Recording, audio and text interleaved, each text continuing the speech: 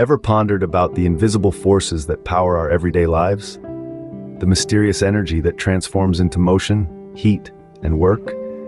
Today, we unravel the enigma of power cycles, the fundamental principles that govern the operation of engines and power plants worldwide. First, let's delve into the realm of gas power cycles. These are standard cycles that form the baseline for analyzing the performance of air-breathing engines. The Carnot cycle, named after the French scientist Sadi Carnot, stands as the pinnacle of efficiency. It consists of 4 thermodynamic processes, 2 isothermal and 2 adiabatic. However, while it has the highest theoretical efficiency, practical implementation is challenging due to its requirement for isothermal heat addition and rejection. Next, we have the Otto cycle, the backbone of most gasoline engines. It comprises 2 adiabatic and 2 constant volume processes. The key to Otto cycle's efficiency lies in the compression of the air-fuel mixture before ignition, resulting in a higher thermal efficiency. The diesel cycle, used in diesel engines, follows a similar pattern, but with a significant difference. It uses constant pressure heat addition instead of constant volume, leading to a lower compression ratio and hence lower efficiency than the Otto cycle.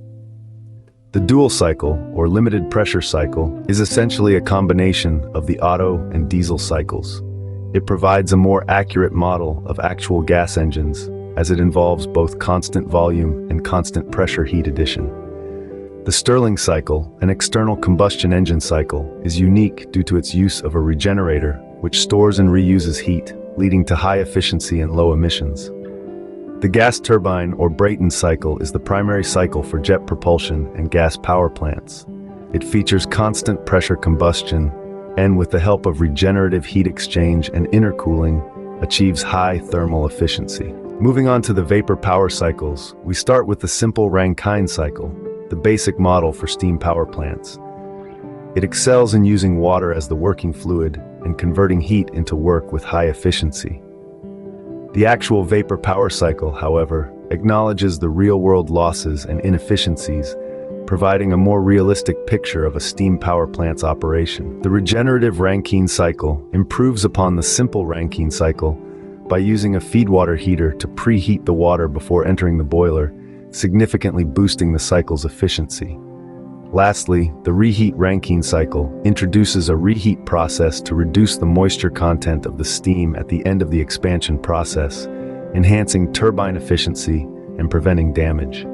In conclusion, each power cycle has a unique set of characteristics, efficiencies, and practical applications, all revolving around the basic principle of converting heat into work. By understanding these cycles, we can appreciate the underlying mechanics of the power sources that fuel our everyday lives and strive to innovate and improve upon these fundamental principles.